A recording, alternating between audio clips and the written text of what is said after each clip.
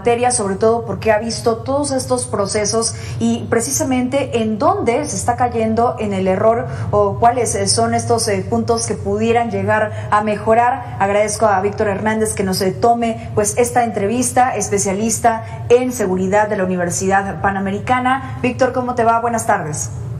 Mitzi, a tus órdenes, gracias por la invitación.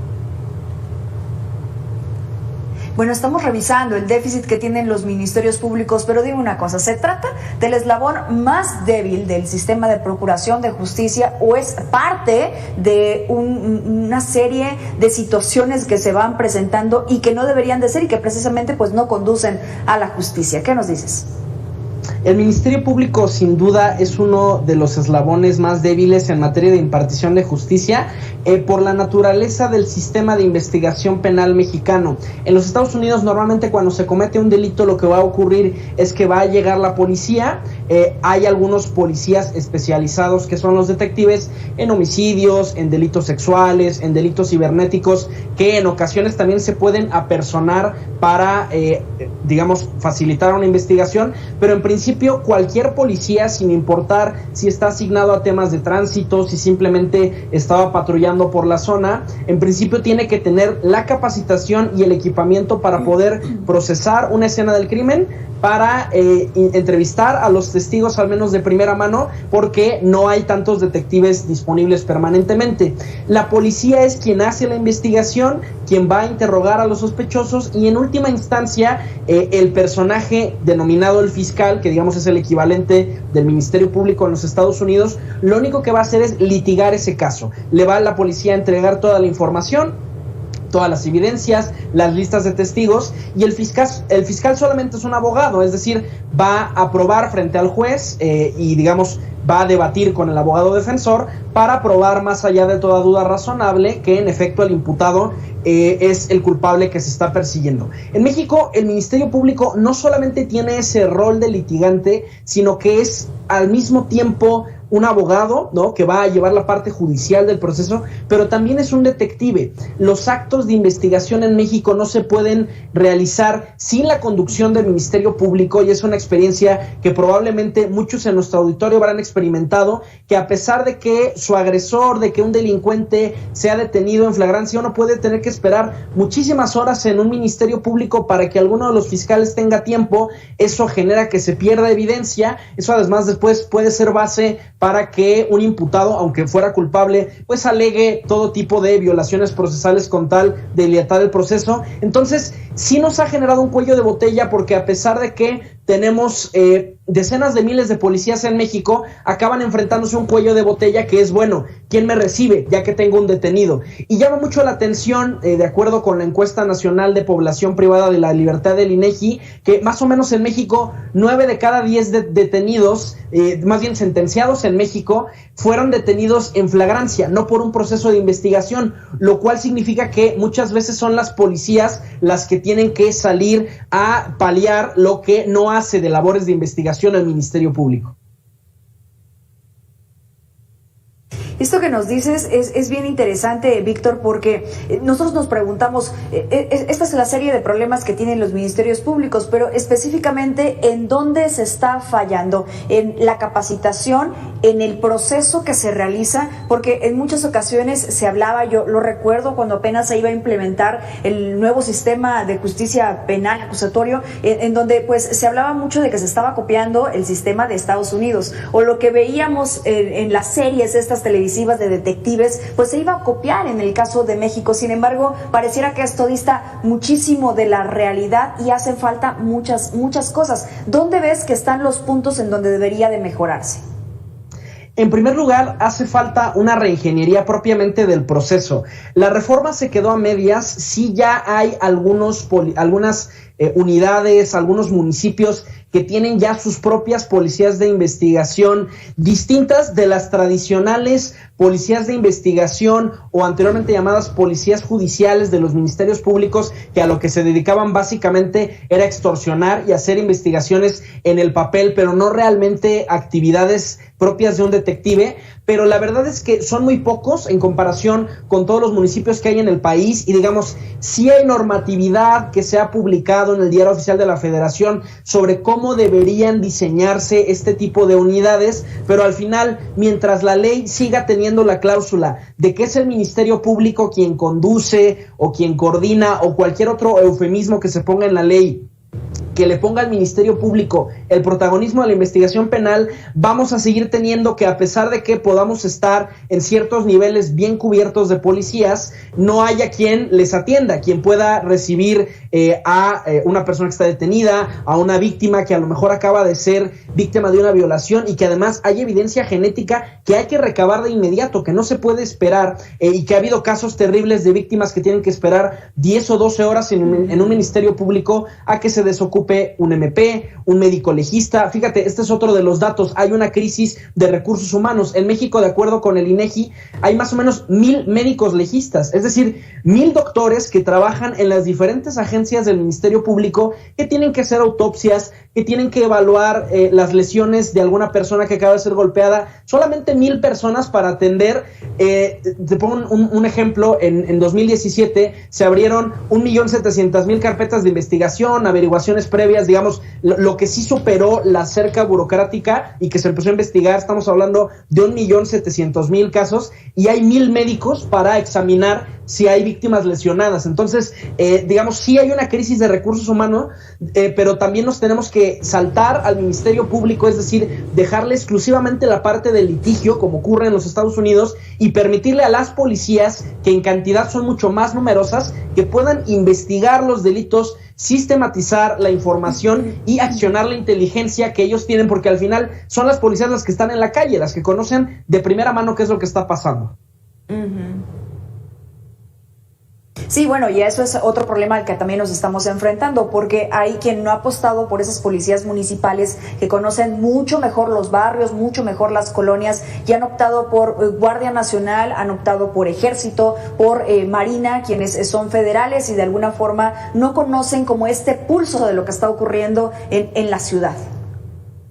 Es correcto, esa es una herencia de la Revolución Mexicana.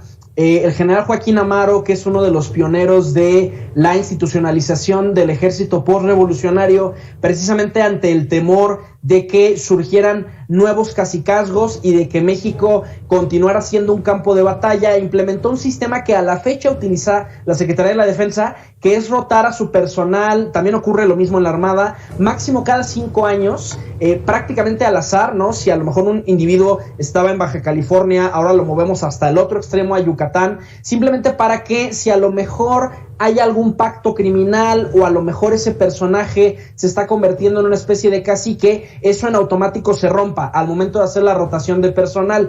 Eso hace mucho sentido, digamos, a la lógica, a la luz del México postrevolucionario, pero al final, siendo que la Guardia Nacional está integrada más o menos en un 75-80% por militares, pues esta rotación la torna muy disfuncional, en el sentido de que le va a costar mucho más trabajo tener este arraigo, esta preocupación por la comunidad, esta inteligencia local.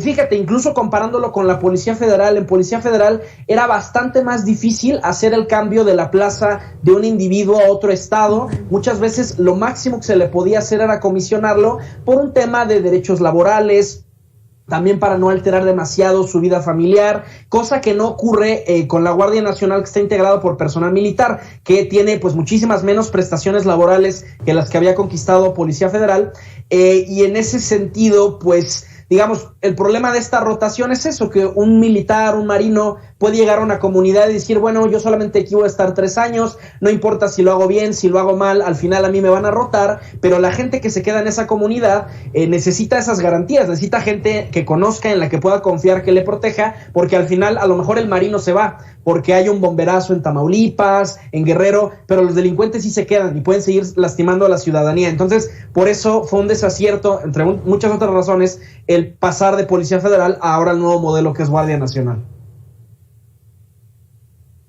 Entre muchas otras razones. Ahora, déjame preguntarte esto y regresando un poco al sistema penal acusatorio, ¿ha mejorado o ha empeorado la impartición de justicia?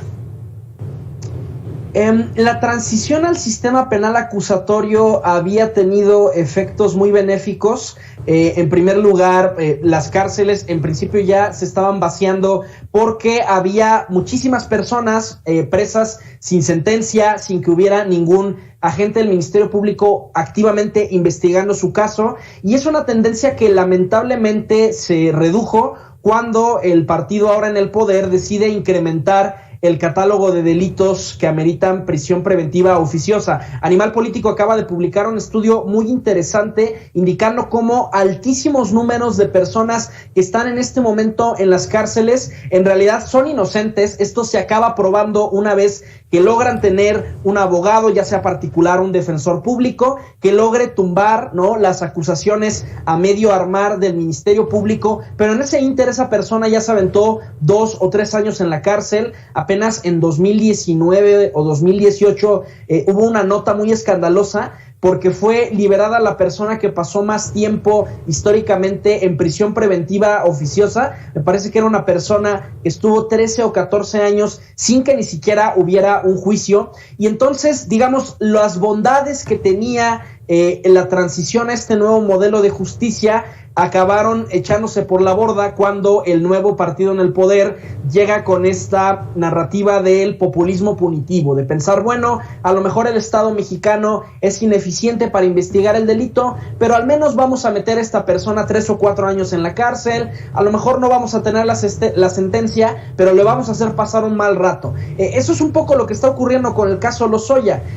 La prisión preventiva oficiosa es un curita, es un parche que en primer lugar para todos los procesados violenta la presunción de inocencia, y que además uno se queda simplemente en ese espíritu de, bueno, a lo mejor el delincuente no se fue toda su vida a la cárcel, pero algo de venganza tuvo la sociedad. Es lo que ocurre, por ejemplo, con los linchamientos.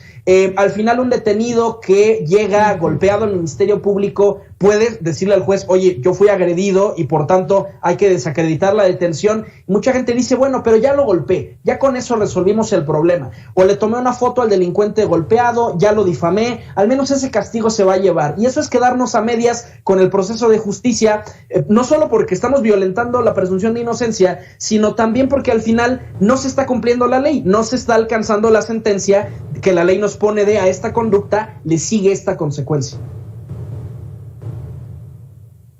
Sí, en este aspecto tienes muchísima razón. Sí, de alguna forma, en el momento, cuando hacías referencia a los linchamientos, nos vamos a enfocar en eso, ¿no? En el momento, pues las personas dicen, pues ya nosotros obtuvimos lo que se llama justicia de mano propia, ¿no?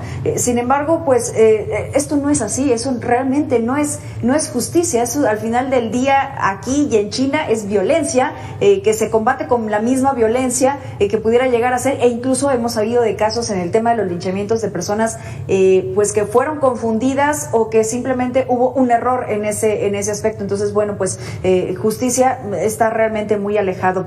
Ahora, fíjate que revisaba este Censo Nacional de Procuración de Justicia Estatal 2021 del INEGI y veía que también hacía una revisión de las fiscalías o procuradurías que se les había incrementado el sueldo a los ministerios públicos y que esa era una de las grandes quejas que se tenían, que no tenían suficientes recursos, que no tenían un sueldo digno. ¿Realmente ocurrió así, Víctor? ¿En la realidad realmente es así? Ser funcionario público en México es muy ingrato, y es algo que puedes escuchar de policías, de peritos, de militares en activo, que en muchas ocasiones la ley o los gobiernos indican qué es lo que se tiene que hacer, pero no ponen los cómo. Y te pongo ejemplos muy sencillos. Muchas veces los peritos que tienen que llegar a procesar una escena del crimen, recabar evidencia balística, evidencia genética, tienen que poner de su propio bolsillo para tener gasolina, para llegar a zonas muy alejadas del país. Muchas veces van incomunicados y por eso cuando se llena el informe policial homologado o toda la narración de cómo ocurrió un delito, luego hay discrepancias porque llegaron a zonas en donde no había señal, donde no tenían dispositivos de comunicación y pues claro, se van a tardar un muy buen rato en regresar a la capital del estado o en donde estén ubicados, y por supuesto que eso le da armas incluso a un delincuente que sí cometió el delito para decir, miren, aquí hay inconsistencias procesales.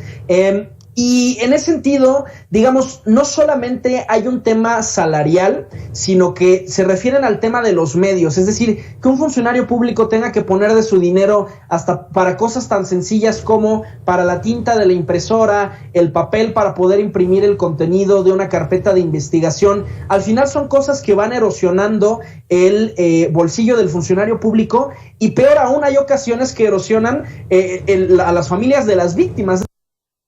Es decir, que en su desesperación porque un asunto salga, son capaces de empezar a dar estos pequeños sobornos para que les presten el expediente o para que se saquen copias certificadas. Y en ese sentido, sí hay un tema ahí, digamos, de recursos, pero digamos, ya no hablemos tanto del papel. O sea, hay veces que los familiares necesitan pagar porque los peritos ya ni siquiera tienen el equipo para hacer una dactiloscopía, ¿no? Para poder recuperar huellas dactilares de una escena del crimen, porque no tienen el polvo, no tienen las herramientas para poderlo hacer, y eso es muy triste, que muchas veces son las familias, como pasa en los hospitales públicos, quienes tienen que poner de su bolsillo para que el gobierno les provea del servicio que en principio ya pagaron a través de sus impuestos. Entonces, digamos, sí hay un tema salarial, pero también está este tema del gasto y del equipamiento que hay en general en las fiscalías.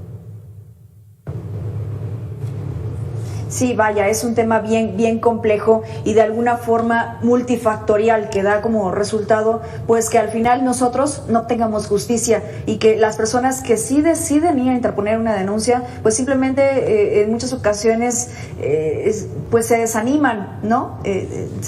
Hay una situación allí en las procuradurías, hay una situación en los ministerios, con los policías incluso, y en fin, hace falta mucho que trabajar y no veo que haya de alguna forma, Víctor, y no sé si coincidas conmigo, que haya voluntad. Ya nada más dime si sí o si no. Creo que hay hartazgo, pero el hartazgo no se traduce por sí solo en política pública. Hace falta entrarle a las entrañas del problema, a los temas de política pública, a los temas jurídicos que por sí mismos pueden parecer muy tediosos, pero con este tipo de soluciones simplonas como creo una nueva policía, o le cambio el nombre, ya no es Procuraduría General de la República, ahora es Fiscalía General de la República. Este tipo de o el punitivismo populista, aumento las penas, aumento el catálogo de delitos de prisión preventiva oficiosa.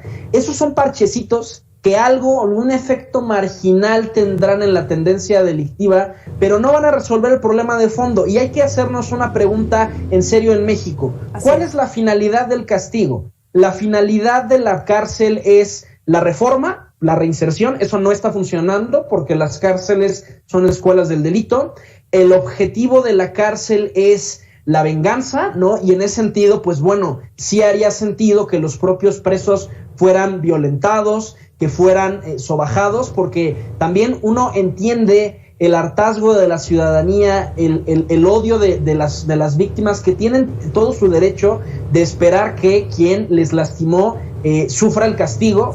El objetivo de la cárcel podría ser a lo mejor la disuasión. Eso tampoco está funcionando ahorita porque 99% de los delitos que se cometen en México quedan impunes. Entonces, de entrada hay que preguntarnos realmente cuál es el objetivo de la cárcel en México, si no habría que quizás entrar en una transición probablemente hacia el modelo de justicia penal que hay, por ejemplo, en los países escandinavos.